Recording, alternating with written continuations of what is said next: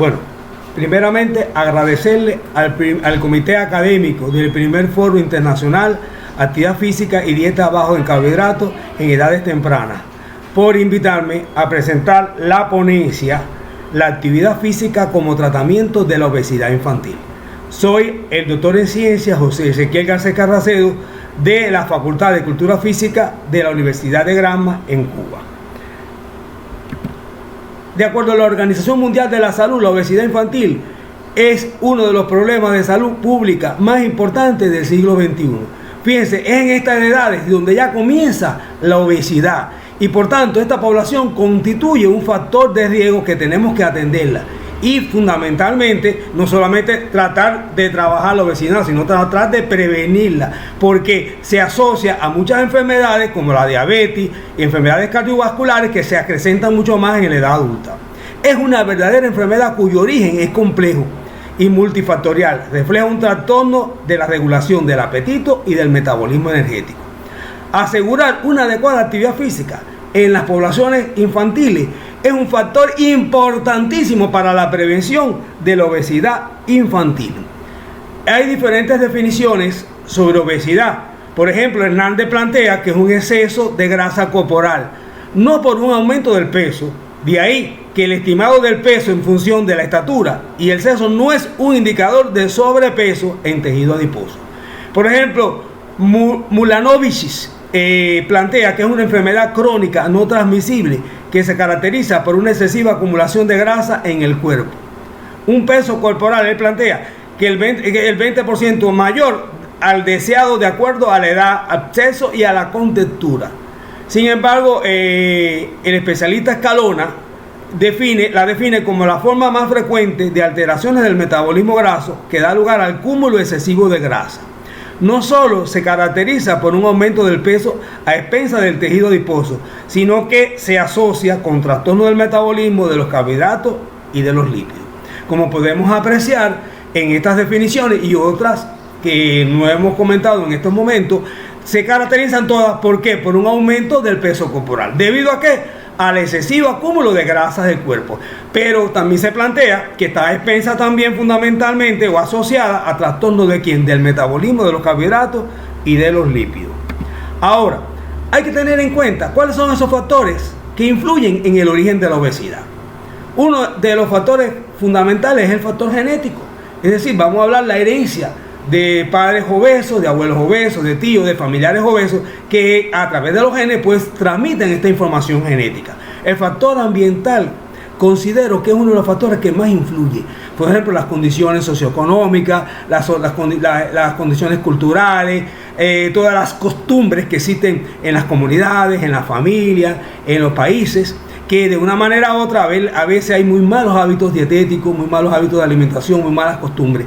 El sedentarismo es otra actividad y hay muchos niños hoy en día con el incremento de la tecnología, de la computación, de los juegos en computadora, pues se ha ido disminuyendo la práctica de juego y de actividad física y se ha incrementado el sedentarismo.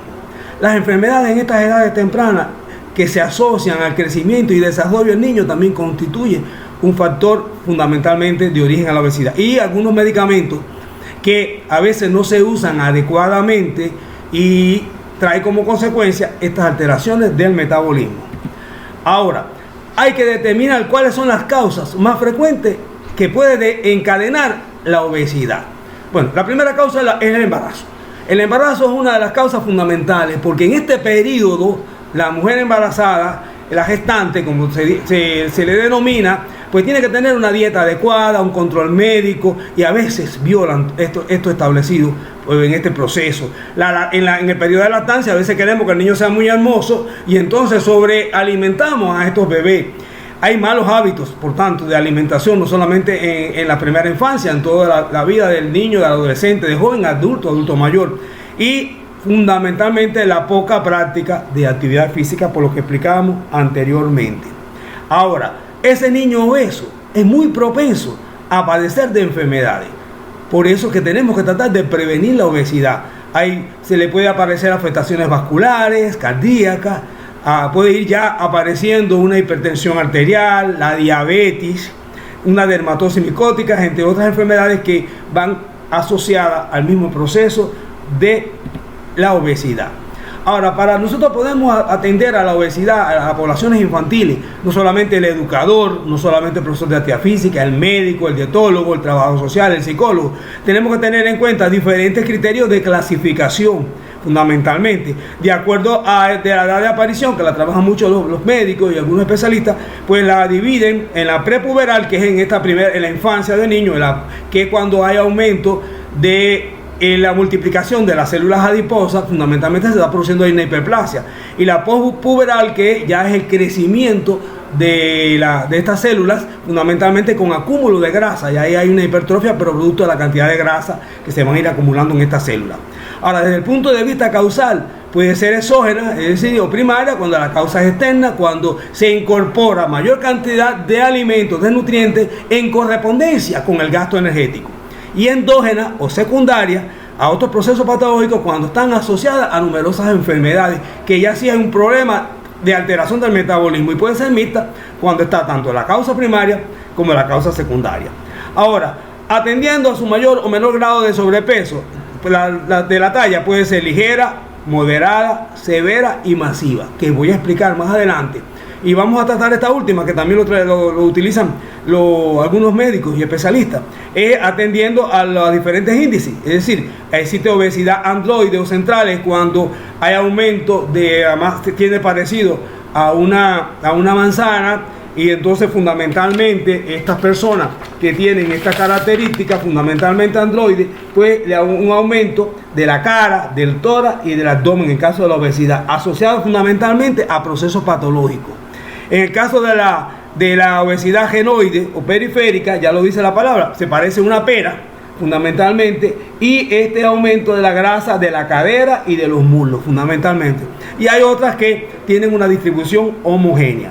Ahora, yo les decía que nosotros en la actividad física se trabaja mucho en la clasificación, atendiendo al mayor o menor grado de sobrepeso en la talla, porque es muy importante nosotros tenerlos clasificados los niños en cuanto al tipo de obesidad.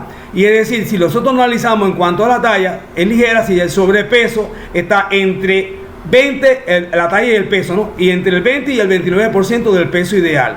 Si es moderada, sobrepeso entre el 30 al 39% del peso ideal.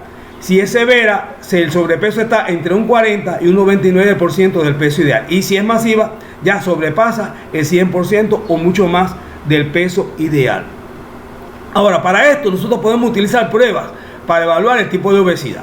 Actualmente está muy de moda determinar el índice de masa corporal para estimar la grasa corporal que tienen estas poblaciones, sobre todo en el caso estamos refiriéndonos a niños, además de que está relacionada con el riesgo cardiovascular.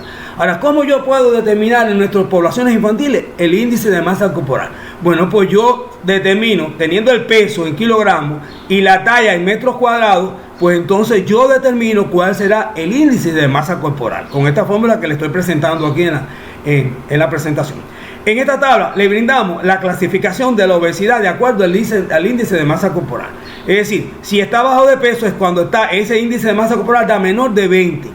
Si es grado 0 o normal, un peso normal, está entre 20 a 24,9.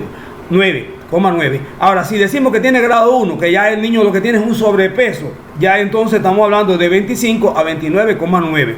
Ahora, si tiene grado 2, que hay dos tipos de grado 2, una obesidad ligera entre 30 a 34,9 y una obesidad moderada que está entre 35 a 39,9. Ahora, ya cuando el niño tiene más de 40 en el índice de masa corporal activa, ya estamos refiriéndonos a una obesidad severa. Entonces, estos son elementos que tenemos que tener en cuenta para poder dar una adecuada atención, una correcta prescripción del ejercicio físico con estas poblaciones. Es muy importante esta pregunta que yo les voy a hacer. ¿Cómo le puede afectar la obesidad a los niños que la padecen? Bueno, aquí sí hay problemas, porque puede tener el problema psicológico el niño. Es decir, pueden ser marginados escolarmente, pueden tener pérdida de autoestima, puede haber una depresión clínica en el caso de estas poblaciones. Pero desde el punto de vista ortopédico, un niño sobrepeso le va a tener deformidades de pie, de rodilla, de columna vertebral, y puede haber hasta una necrosis séptica de la cadera por el excesivo peso corporal. Desde el punto de vista respiratorio, va a haber una insuficiencia pulmonar, va a haber apnea obstructiva del sueño, En el crecimiento va a aumentar la masa muscular, sobre todo a la edad ósea se va a adelantar y la estatura va a aumentarse también, pero claro, por todo ese acúmulo de grasa que va a tener el niño, en la piel va a haber estrías, va a haber celulitis, va a haber problemas en la parte cardiovascular, de hipertensión, aumento del colesterol, puede existir hasta hígado graso y puede haber diabetes y cálculos biliares, entre otras alteraciones o enfermedades.